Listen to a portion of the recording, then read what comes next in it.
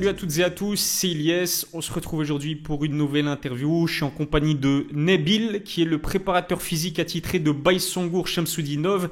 Et avec Nabil, on va parler évidemment de l'actualité chaude de Baki, et qui est notamment la dernière pesée qu'il a malheureusement ratée d'un peu plus d'1 kilo. C'était un combat que j'attendais personnellement avec beaucoup d'impatience, et je suis sûr que vous aussi, puisque Baki devait affronter Félix Klink-Hammer en combat principal de la RES 17 pour la ceinture des poids welter.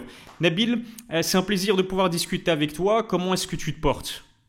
Ben, ça va depuis la pesée, entre guillemets, le combat qui devait se faire. Ça va, on est un peu, entre guillemets, redescendu. On a un peu tiré les leçons. Donc, avec le recul, on va dire que ça va. Sur le moment, c'était un peu compliqué parce que c'est toujours une déception. Mais maintenant, on va dire ça va. On a tiré les leçons, comme je l'ai dit. Et on va dire en attaque, on passe à la seconde maintenant. Est-ce que vous passez à autre chose? La première question que j'ai envie de te poser, Nabil, c'est pour les personnes qui vont regarder cette interview et qui peut-être ne te connaissent pas. Est-ce que tu peux te présenter en quelques mots? Dis-nous par exemple les études que tu as fait, où est-ce que tu vis. Vu ton accent, je pense aussi que tu nous viens du sud de la France, hein, c'est bien ça. Exactement. Moi, je suis du sud de la France. Donc, moi, c'est Nabil Takali. J'ai 30 ans, préparateur physique et coach sportif. Préparateur physique principalement comme dans les sports de combat. Donc, je fais ça depuis 7 ans.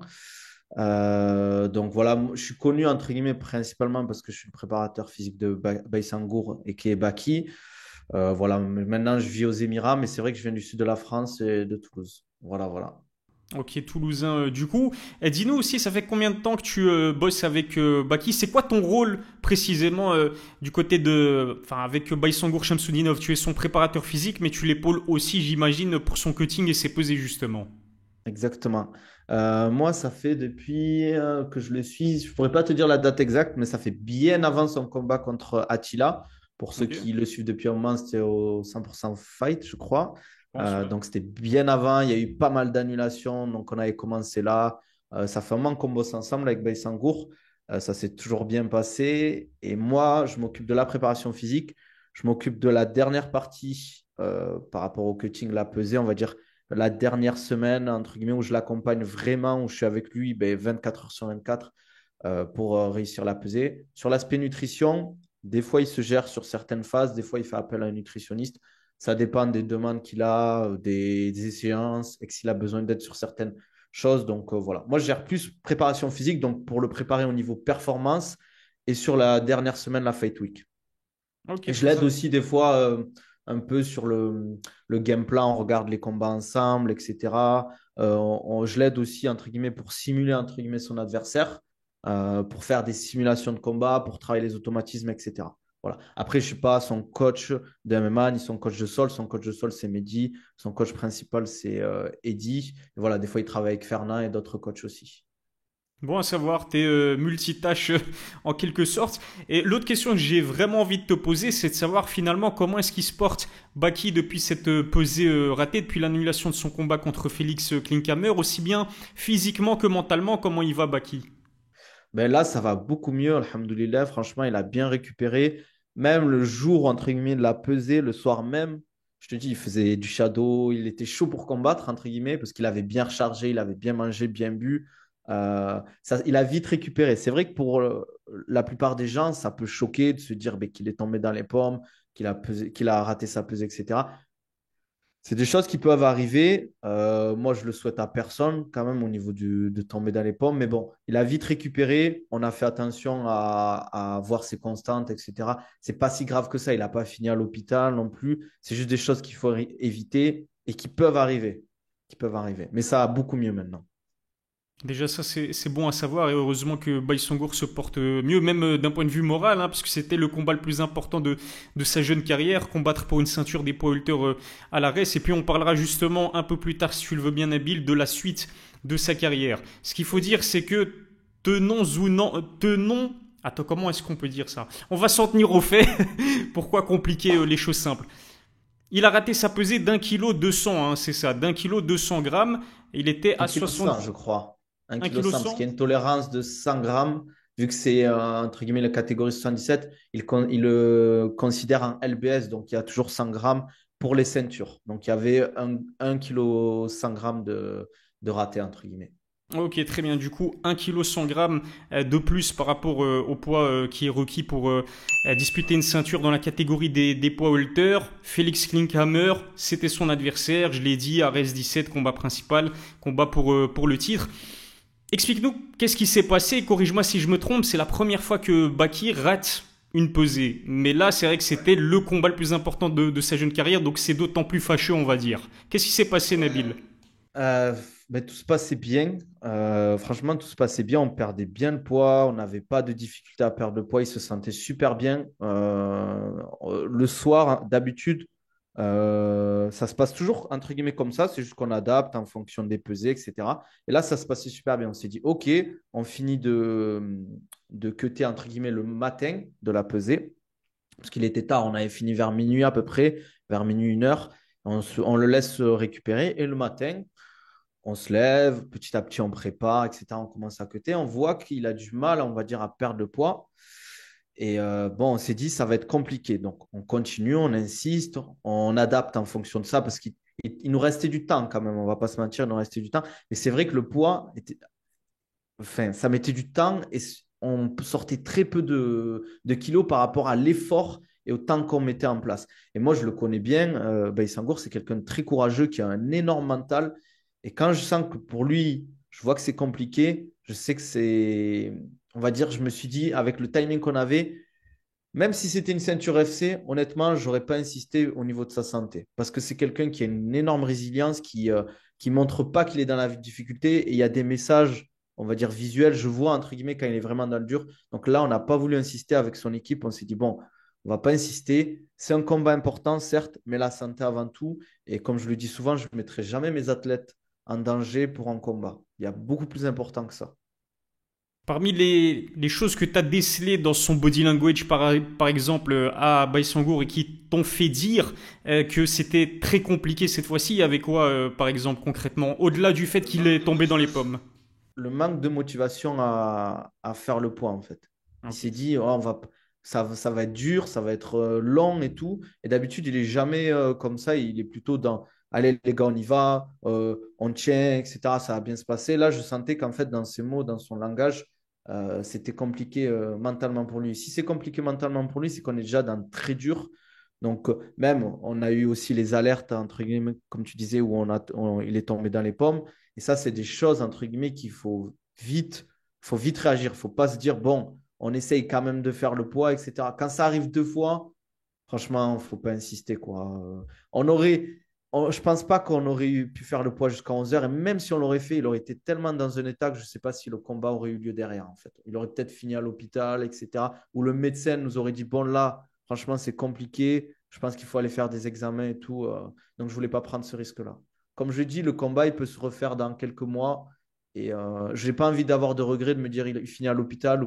Ou ça aussi, il ne faut pas l'oublier, quand on se déshydrate énormément, que ce soit au niveau du corps ou au niveau du cerveau, on peut facilement prendre un KO. Parce Mhm. que si le cerveau est déshydraté, le KO, il arrive facilement. Si on aurait perdu sur un KO, c'est encore pire. Mhm. Les gens, ils nous auraient dit, ouais, il a perdu, etc. Ils n'auraient peut-être pas compris pourquoi, mais au final, on aurait perdu. Il aurait perdu, il se serait fait descendre par tout le monde. Là, pendant une semaine, on va dire, il va prendre un peu la foudre. Nous aussi, on prend la foudre, mais je préfère ça qu'on perd le combat ou pire, il aille à l'hôpital ou il y laisse des plumes, quoi. Ah, vous avez préservé l'intégrité physique de Baki et personne va vous tirer dessus pour ça. Vous avez bien fait, même malgré la déception de ne pas l'avoir vu combattre. C'est clair que sur le long terme, tout le monde sera d'accord pour dire que vous avez pris la bonne décision. Mais c'est vrai que c'était surprenant parce que je sais pas si tu as regardé cette interview que j'ai faite avec Baïsangour. Je sais plus, c'était peut-être 3 semaines, 2 semaines avant le combat. Je lui avais dit si comment se passait son cutting en quelque sorte ou est-ce qu'il allait arriver au poids 77 kilos. Il m'avait dit que franchement c'était cool, c'était relax au niveau de son cutting. Pareil, je pense qu'il avait tweeté la même chose la veille de la pesée où il disait que c'est un matin de cutting. Il avait Le hâte de cutting se son. passe bien, ouais. Voilà, c'est ça. Donc tout se passait bien. Et au final, voilà, on a appris qu'il arrivait à 1 kg 100 grammes de plus. Donc c'est vrai que ça a étonné pas mal de gens. Il venait d'où aussi en termes de poids? C'est-à-dire qu'au total, son cutting, disons la semaine précédant la pesée, il était à combien? Et combien est-ce qu'il a perdu au total pour arriver à 77 kilos? Non, c'était à 78 kilos 100 grammes finalement.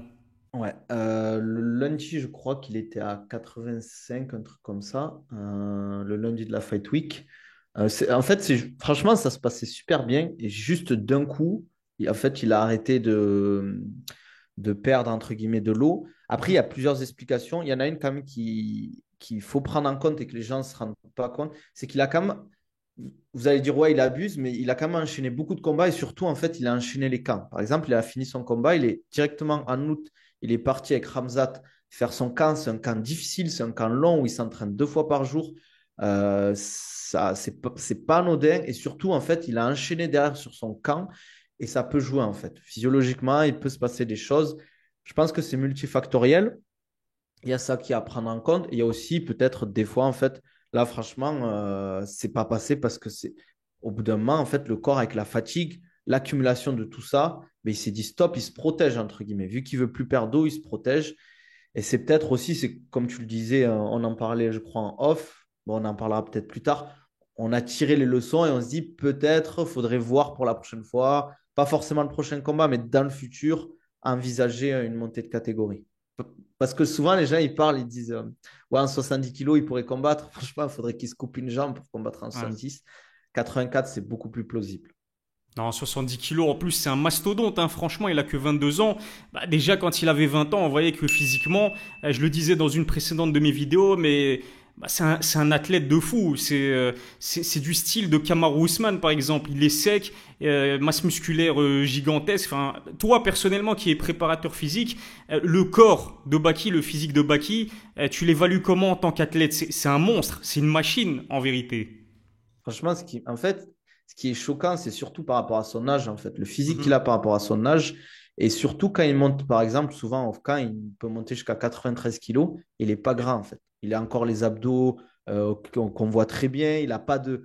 Souvent, en fait, quand il est un peu vraiment, on va dire, très haut, c'est on le voit au niveau du visage. Mais sinon, au niveau du corps, franchement, c'est impressionnant. Je pense qu'il y a plusieurs, pareil, c'est multifactoriel. C'est la génétique, le fait que depuis tout petit, en fait, il soit accompagné par son père qui l'empêche, on va dire, de sortir, de faire, entre guillemets, des choses qui pourraient limiter sa prise de masse musculaire, sa prise de force, etc. Et surtout, il fait attention à pas mal de choses et dans son style aussi. Dans son style, il est très physique, il joue beaucoup sur ça, donc forcément, ça développe encore plus sa masse musculaire. Et c'est vrai que, comme je te disais avant, vu que c'est quand même impressionnant pour son âge, et c'est surtout qu'il va encore prendre la masse musculaire si on ne le freine pas, mais je préfère revenir là-dessus. Le problème, c'est que tout ce qu'on a bâti, on pourrait se dire, bon, on stabilise un peu plus bas, mais tout ce qu'on a bâti, eh bien, on le perdrait, entre guillemets. Donc, ça Mhm. serait dommage. Il faudra faire des ajustements, ça c'est sûr, il faut tirer les leçons. Comme je le disais, j'en prends la responsabilité. On va tirer les leçons pour plus que ça arrive. Et on verra dans le futur s'il y a un potentiel montée de catégorie. Parce que là, j'ai le fait qu'il continue de prendre en masse musculaire, étant donné qu'il n'a que 22 ans, ça peut aussi expliquer pourquoi cette fois-ci il n'a pas fait le poids. Oui et non, parce que quand même on l'anticipe ça aussi. Quand il était à Dubaï, on avait quand même des retours, j'avais des feedbacks là-dessus, des feedbacks de son poids, de son physique. C'est vrai qu'il est encore plus impressionnant, mais pour le futur, ça c'est sûr qu'il faudra l'envisager, qu'il faudra s'adapter à ça, parce que au bout d'un moment, s'il continue encore à prendre autant de masse musculaire, ça va être compliqué de faire le poids, surtout s'il enchaîne les combats. Par exemple, je lui souhaite, si dans l'avenir il va à l'UFC, s'il est signé à l'UFC, je pense qu'il sera pris en short notice. Donc, ça sera 2, 3 semaines. Ça va être compliqué de faire 77 kilos à 3 semaines, par exemple. Comme j'ai dit, là, il faudra encore se couper un bras, je pense. Ah, c'est clair et net. Et justement, tu anticipes parfaitement ma prochaine question. J'allais te demander si c'était pas peut-être le moment n'était pas venu pour réfléchir à une montée en catégorie. Je ne sais pas si elle sera définitive, mais en tout cas 84 kilos, c'est clair et net que c'est une solution à envisager, d'autant plus que Baki va continuer à prendre de l'âge, continuer à prendre la masse musculaire. Et si déjà à 22 ans, il y a une petite alerte au niveau de sa pesée et la difficulté qu'il a eu à valider les 77 kilos à la pesée, enfin bref, il a même pas validé finalement les 77 kilos à la pesée, mais tu vois ce que je veux dire, Nabil, est-ce que monter en catégorie et aller chez les poids moyens, ce serait pas la solution envisagée pour le futur proche de Baki? C'est une solution envisagée. La problématique, ce sera toujours la taille quand même, parce que pour un 77, il n'est pas petit, mais il n'est pas grand. Il y a des mecs beaucoup plus grands que lui. 1m78, hein, c'est ça? Ouais, à peu près, ouais. Et la problématique du 84 kilos, c'est que les mecs sont très grands. Mhm. Ils ont quand même un physique. Je parle au top niveau, hein, bien évidemment. Par exemple, pour que les gens y comprennent, à l'UFC, il y a des mecs comme Costa, Vettori, Duplessis qui sont énormes. En fait, là, je parle bien évidemment du top, mais même dans d'autres catégories, en 84, les mecs sont monstrueux. Après, ça veut pas dire que tu vas être, si tu es le plus musclé, le plus grand, que tu vas être le meilleur combattant de la planète, mais ça joue, bien évidemment. Parce que quand c'est beaucoup plus compliqué de rentrer quand le mec est beaucoup plus grand, c'est pour ça qu'il faudra aussi réadapter son jeu. Après, il est assez bon face au grand, mais c'est sûr qu'il faudra se poser la question pour monter de catégorie. On y pense. Dans le futur, ça serait plus facile de combattre en 84, ça c'est clair. Parce que la facilité, ça serait de se dire, OK, on fait une prise de masse encore, on prend encore du poids, on peut monter jusqu'à 95, voire 96 kilos, je dirais facilement, sur quelques mois, tout en gardant une très bonne base musculaire et combattre en 84. Même Hamzat, quand il est venu nous voir dans la chambre, il lui a dit, tu prends quelques kilos de masse et tu passes en 84 facilement. Tu vois. Et il a donné pas mal de conseils à Abaki là-dessus, même sur le mindset, comment fallait réagir à ce genre de situation. Il a dit, moi, j'ai raté le poids. Les gens, ils m'ont tous incendié. Et dès lors que j'ai gagné, les gens, ils sont tous venus, ils sont tous revenus. Donc, il a dit, c'est pas grave. Tant que les gens, ils parlent de toi, c'est positif, hein, entre guillemets, quoi. Ah, c'est clair que lui, il a l'expérience, cette expérience-là d'avoir raté la pesée et quelle pesée aussi. UFC 279, combat principal contre Ned Diaz. L'UFC a dû chambouler toute sa carte principale parce que Khamzat avait raté sa pesée. Mais d'ailleurs, vous qui avez quand même été considérablement critiqué après cette pesée ratée. Il y a des gens, j'imagine que tu as dû le voir passer sur Twitter, mais des gens qui disaient ah ben qui se ressemble, ça semble.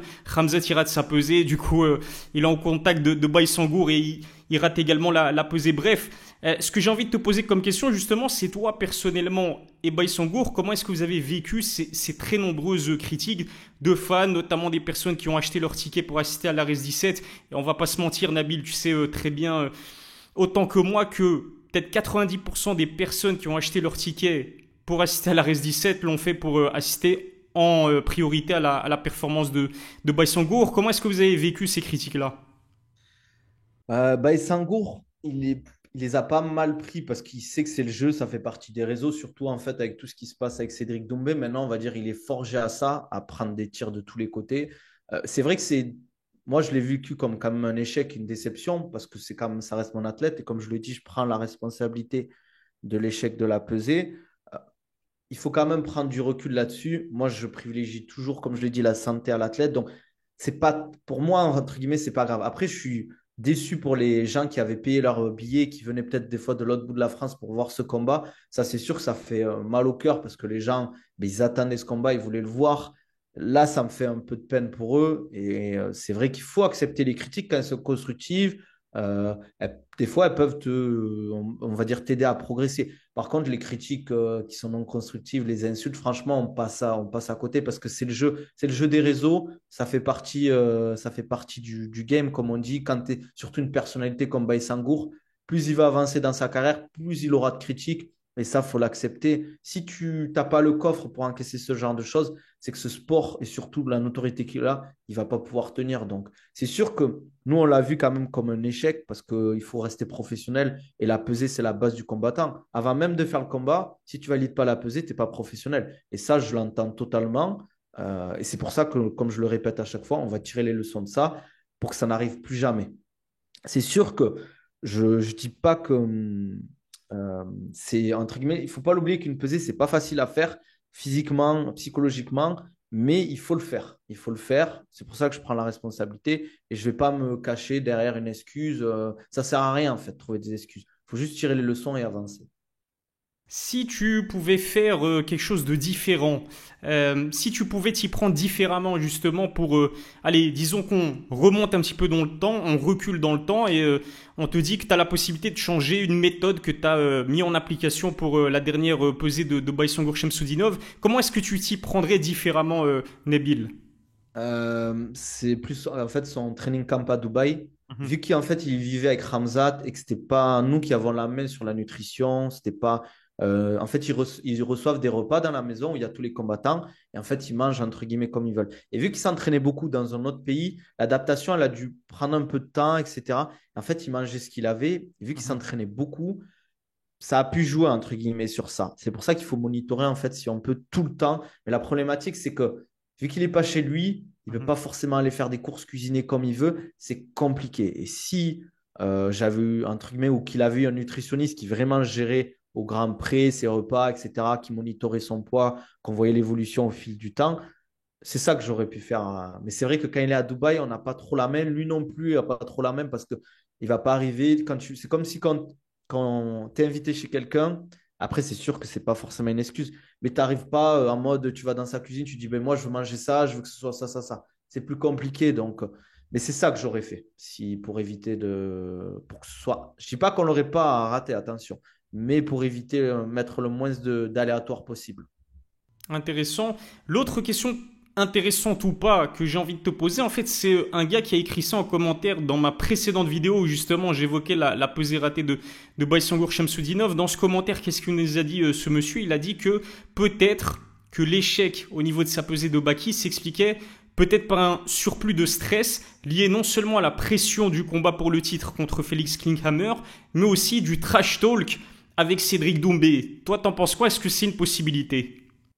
Franchement, j'ai du mal à croire que ce soit ça parce que c'est pas un mec stressé en fait, Baïsangour. En fait, il met tellement peu de choses, on va dire, de côté. Il met tout en place pour réussir.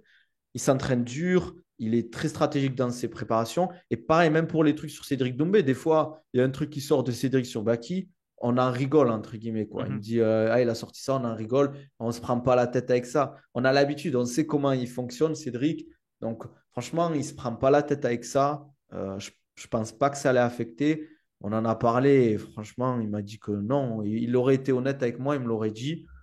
C'est pas un truc. Je pense qu'on n'en est pas encore là. Si Mhm. vraiment le combat se fait, peut-être que proche du combat, ça peut arriver. Ça reste humain. Des fois, c'est des réactions qui ne se contrôlent pas. Mais je ne Mhm. pense pas qu'il y ait eu trop de stress, entre guillemets, à ce niveau-là. Surtout pour la ceinture, ça fait un moment qu'il a voulu. Il s'est préparé dur. Surtout quand tu fais un training camp aussi dur qu'il a fait avec Ramzat. Et quand quasiment 2 fois par semaine, tu combats un mec qui est dans le top de l'UFC, bien évidemment qu'on respecte Félix, mais il n'a pas peur de lui. Le respecte, ça reste un très bon combattant, très dangereux, très opportuniste. On s'est préparé dur pour le combat. Et si jamais il y a un autre combat qui se fait, on se préparera aussi dur, voire encore plus dur. Mais il y avait pas, il y a du stress de la préparation, d'être prêt, etc. Mais pas du combat en lui-même, quoi. Parce que quand il est dans la cage, c'est là qu'il kiffe, en fait. C'est ce qu'il m'a toujours dit en plus. C'est le genre de combattant qui aime la pression, qui boit la pression et qui l'utilise pour performer les soirs du combat. Je te parlais tout à l'heure de la frustration liée à cette pesée ratée, que ce soit au niveau des fans, mais de vous aussi, hein, évidemment, parce que ça restait un combat très important, non seulement pour le titre, mais aussi, est-ce que tu dirais pas, Nabil, que Baki était peut-être à une victoire de signer à l'UFC ou de potentiellement affronter justement Cédric Doumbé au PFL? Ouais, c'est possible. C'est possible qu'après ce combat, ben, un mec qui a failli faire les Dana White Contender Series, Mhm. tu le bats dans une ceinture sur l'UFC Fight Pass. Peut-être que derrière, il y aurait une signature ou peut-être que derrière, le PFL aurait été intéressé pour faire un combat face à Cédric Doumbé parce que ça aurait fait encore une plus belle histoire. Un mec qui vient de gagner une ceinture face à un mec solide qui va combattre Cédric Doumbé. Il y a une belle histoire à raconter. Ça retarde un peu le truc, mais comme je le répète souvent, il a que 22 ans. Il y a des mecs qui arrivent à l'UFC, ils ont 5, 6, 7 ans de plus. Donc, si on y va dans 2, 3 ans, c'est pas grave encore. Mhm. Si on y va en 2024, ça serait le top. Mais bien évidemment que ça retarde un peu. Surtout que, je ne sais pas si tu voulais en parler, j'ai oublié, mais je ne pense pas que le combat se fera en décembre, hein. Parce que physiquement, nerveusement, faut les deux, il faut les laisser récupérer parce que je ne sais pas si les gens sont au courant, Félix aussi a eu du mal à faire le poids et surtout qu'il était blessé. On a eu Mhm. des infos, etc. Il était vraiment cassé, je crois. Il avait 3 blessures, dont une côte cassée. Donc, il est arrivé, on va dire, pas au top de sa forme pour le combat non plus. C'est peut-être pour ça aussi. Ça, je préfère le préciser. Je respecte le choix de Félix de ne pas prendre le combat. Il a tout mon respect en fait de refuser. J'ai rien contre lui. Mais peut-être qu'il s'est dit, bon, je suis pas au top de ma forme. Il n'y a pas la ceinture. Est-ce que c'est intéressant de faire le combat maintenant? Bah, exactement. En fait, j'allais finir l'interview avec cette question, mais tu y as répondu. C'était de savoir si, comme Fernand Lopez l'avait laissé sous-entendre, est-ce que effectivement le combat entre Baïsangour et Félix allait être reporté à l'arrêt ce 18 qui se passe au mois de décembre. Mais en sachant que Baki a déjà vécu un cutting terrible il y a enfin, la semaine passée, et il y a quoi? Il y a peut-être 4 ou 5 semaines d'intervalle entre les deux événements. Ça aurait été compliqué même physiquement. Ouais, exactement. En fait, surtout même au niveau du mental et psychologique, de se dire, ah ben je repars là pour un mois, j'ai encore une diète à respecter à fond, à faire attention à tout, à m'entraîner dur. Le corps aussi, il a ses limites. Là, il a montré ses limites. Il faut le laisser bien récupérer encore un mois de vacances.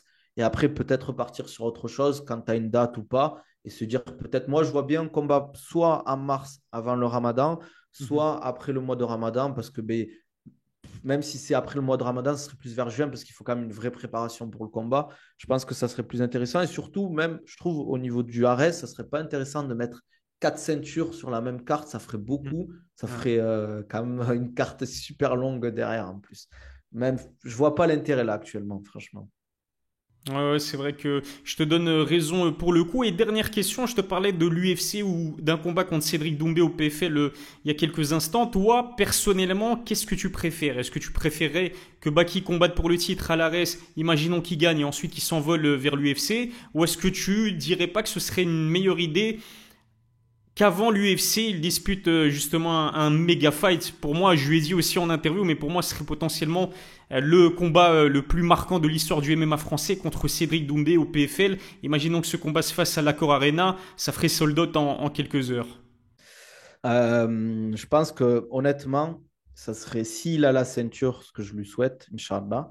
Ouais. S'il a la ceinture au Ares, ça serait bien un combat contre Cédric Doumbé parce qu'en fait, il y a deux choses qu'il faut prendre en compte. C'est que si derrière il va à l'UFC, ça va être compliqué de derrière faire un combat face à Cédric tant qu'il n'est pas à l'UFC. Parce que Mhm. l'UFC, quand tu es chez eux, tu ne vas pas combattre ailleurs. Donc c'est ça la problématique. C'est que s'il va à l'UFC, après, c'est mort avant quelques années pour Cédric Doumbé. Et surtout, au niveau de l'expérience, que ce soit affronter un mec du calibre de Cédric Doumbé, euh, au niveau de la préparation, au niveau du mental, au niveau de l'engouement qu'il y aura autour, parce que le jour où si il fait un jour une ceinture de l'UFC, que ce soit au niveau de la pression, au niveau des médias, au niveau des critiques, au moins il aura déjà vécu ça. Parce qu'un combat contre Cédric Doumbé, honnêtement, ça va être pendant toute la préparation du combat, ça va être la guerre, quoi. Au niveau voilà, des médias, même au niveau de l'engouement, tout le monde va lui en parler. Donc, il faut aussi être prêt mentalement. Et ça peut être, entre guillemets, une préparation à ça, quoi. Ça Et sera un beau j'ai combat, on va pas se mentir. Ah non, mais moi, franchement, moi, je veux absolument voir Baki, Cédric Doumbé avant que Baki ne s'envole. Je lui souhaite pour l'UFC. C'est trop intéressant. Comme tu l'as dit, ne serait-ce que d'un point de vue médiatique, d'un point de vue visibilité, ce serait bénéfique pour la carrière de Baki parce qu'on a tous vu ce que Cédric Doumbé a fait vivre à Jordan Zebo. C'était un enfer. J'étais au Zénith de Paris. Le public était à 99% acquis à sa cause. C'était juste incroyable. Il a marqué l'histoire parce que mettre KO quelqu'un comme ça en 9 secondes pour ses débuts au PFL à Paris chez lui. Enfin bref, c'était juste incroyable. En plus de ça, il avait prédit avant le combat ce qu'il allait faire subir à Jordan Zebo. Je sais pas si je te l'ai posé cette question-là, Nabil, mais je vais quand même te la poser au cas où. Mais le prochain combat de Baki se fait à coup sûr à 77 kilos. Oui. Ah, ok, très bien. Après, s'il y a un short notice intéressant en 84, pourquoi pas? Mais là, on reste toujours sur du 77 kilos. Voilà. Ça sera- Ma question c'était plus à la res. À la res, ce sera 77 kilos normalement. Oui, oui, bien évidemment. Parce que je pense que la ceinture avec Félix, il faut passer cette étape parce que Mhm. c'est une belle étape au niveau de l'expérience. Aussi, par exemple, si ça finit en 5 rounds, faire en 5 x 5, c'est toujours intéressant au niveau de l'expérience et en 77 parce que ça joue. Quand tu dois perdre pas mal de poids, ben, faire un combat en 5 x 5 aussi, on aura pas mal de data et d'informations de comment il a réagi psychologiquement et comment son corps a réagi à ce niveau-là, quoi. Top. Bah écoute, je pense qu'on a été très complet. Merci Nabil d'avoir répondu à mes questions. Est-ce que tu as peut-être un message à adresser aux personnes qui vont regarder cette vidéo, notamment tes réseaux sociaux, ta chaîne YouTube aussi, si tu peux les partager? Je voulais dire un truc. Désolé encore pour ceux qui n'ont pas pu assister au combat, qui sont venus de très loin, qui ont payé les billets. Voilà, comme je le dis, je prends la responsabilité de ça. Soyez pas trop dur envers Baïsangour, même si c'est le jeu. Vous inquiétez pas, son prochain combat, il fera le poids. Il fera une belle prestation. Et voilà, on mettra ça de côté, on oubliera entre guillemets ce petit échec. Et sinon, voilà, merci à ceux qui nous ont donné de la force, qui nous ont soutenus. Ça fait plaisir, on ne vous oublie pas. Et voilà, et pour ceux qui veulent me suivre, ben, sur Insta, vous pouvez me suivre, Nabil Takali. Voilà, pour ceux qui veulent suivre un peu la préparation physique des sports de combat et le sport en général. Voilà. Le message est passé, je te remercie une nouvelle fois et à la prochaine pour une nouvelle interview. Merci à toi. Allez, ciao.